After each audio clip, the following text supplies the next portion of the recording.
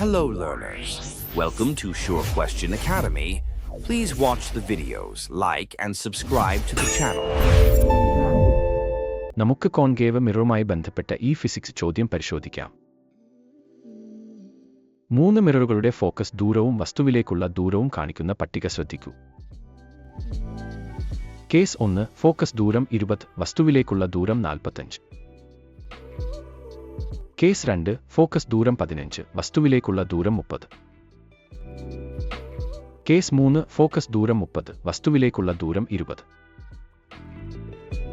ഒന്നാമത്തെ ചോദ്യം, ഏത് കേസിലാണ് മിറർ വസ്തുവിന്റെ ചെറിയ പ്രതിബിംബം ഉണ്ടാക്കുന്നത്? വസ്തു വക്രതാ കേന്ദ്രത്തിന് അപ്പുറം വെക്കുമ്പോഴാണ് കോൺകേവ് മിറർ ചെറിയ പ്രതിബിംബം ഉണ്ടാക്കുന്നത്.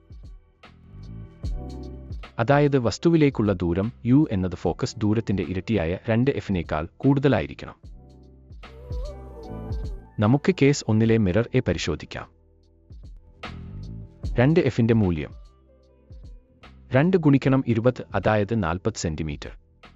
ഇവിടെ വസ്തുവിലേക്കുള്ള ദൂരം 45 ആണ്. ഇത് 40-നേക്കാൾ കൂടുതലാണ്. u എന്നത് 2f-നേക്കാൾ കൂടുതലായതുകൊണ്ട് പ്രതിബിംബം ചെറുതായിരിക്കും. രണ്ടാമത്തെ ചോദ്യം, കേസ് 2-ൽ രൂപപ്പെടുന്ന പ്രതിബിംബത്തിന്റെ 2 പ്രത്യേകതകൾ എഴുതുക. കേസ് 2-ൽ ഫോക്കസ് ദൂരം 15ഉം വസ്തുവിലേക്കുള്ള ദൂരം 30ഉം ആണ്. 30 എന്നത് 15ന്റെ ഇരട്ടിയാണ്. അതായത് വസ്തു കൃത്യം വക്രതാ കേന്ദ്രത്തിലാണ് ഇരിക്കുന്നത്.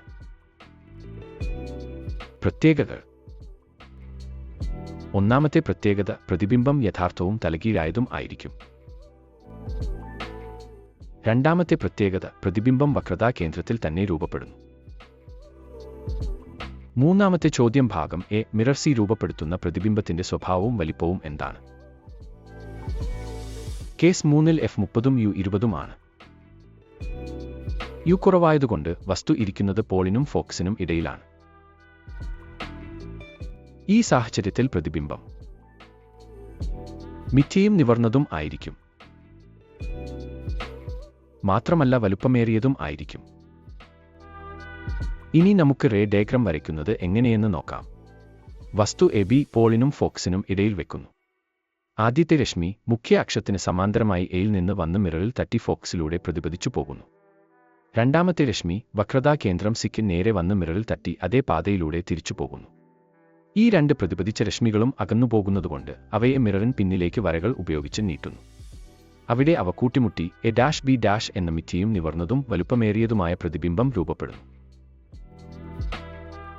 അല്ലെങ്കിൽ നിങ്ങൾക്ക് ഭാഗം ബിയിലെ ചോദ്യത്തിന് ഉത്തരം നൽകാം.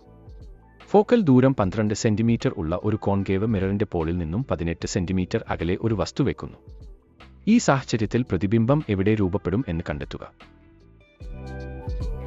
നമുക്ക് ഭാഗം ബി പരിഹരിക്കാം. ഫോക്കസ് ദൂരം f = -12 സെന്റിമീറ്റർ. വസ്തുവിലേക്കുള്ള ദൂരം u = -18 സെന്റിമീറ്റർ. മിറർ സമവാക്യം ഉപയോഗിക്കാം.